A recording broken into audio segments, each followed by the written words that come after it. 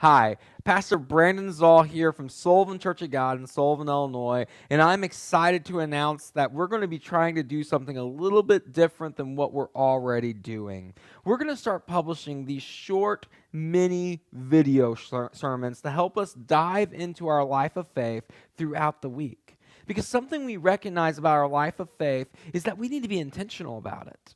We're not just called to be a Christian on 1 hour of one day. We're called to be a Christian in every moment of every day. And so, how do we do that? We have to be intentional. So, over the next several weeks, we're going to talk about being intentional in our faith. We're going to talk about what it looks like to have an intentional life of prayer, an intentional life of study, an intentional life that seeks to continue to live holy. We're going to talk about what it means to have an intentional life of service and an intentional life of witness. But as we begin this sermon series, this short sermon series on being intentional in our lives of faith, we're going to start talking about the bedrock of intentionality, the bedrock of living a life of faith on purpose and deliberately. And that starts with intentional prayer. Prayer is the bedrock of everything we do as a Christian. We need prayer in our lives. And sadly, this is the number one thing that I find that Christians today struggle with. We struggle to be intentional about prayer, and it should be the thing that comes easiest to us as believers. To have a healthy spiritual life, we must have a healthy prayer life. This is why the Apostle Paul says it time and time again about prayer throughout the New Testament. He teaches about prayer time and time again, just like he teaches in 1 Thessalonians 5:17, where he says, pray without ceasing. He also says this about prayer in Philippians 4:6.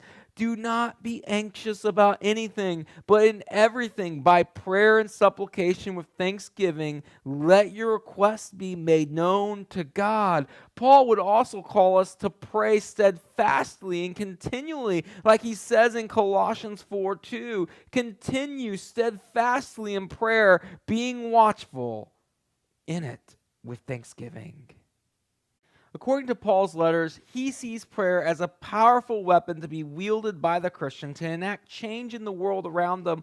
Paul sees power in prayer because Paul sees the hand of God in prayer. Why then would we not heed his advice that he gives us on multiple occasions to pray for all things all the time? Or, in other words, had an attitude and mindset of intentional prayer. Maybe you're in a place today where prayer isn't a very intentional thing in your journey of faith. I mean, you pray before meals sometimes, and you pray with others when it comes up, but you do not intentionally set yourself aside purposefully and deliberately throughout your day for prayer. Hopefully, you can see the essential nature that prayer has in your life.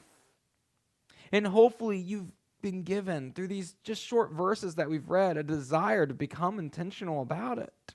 It's the most powerful weapon you have in your arsenal. If you're finding yourself in this place of where you haven't been intentional in prayer and you want to become intentional in prayer, I have some advice to offer.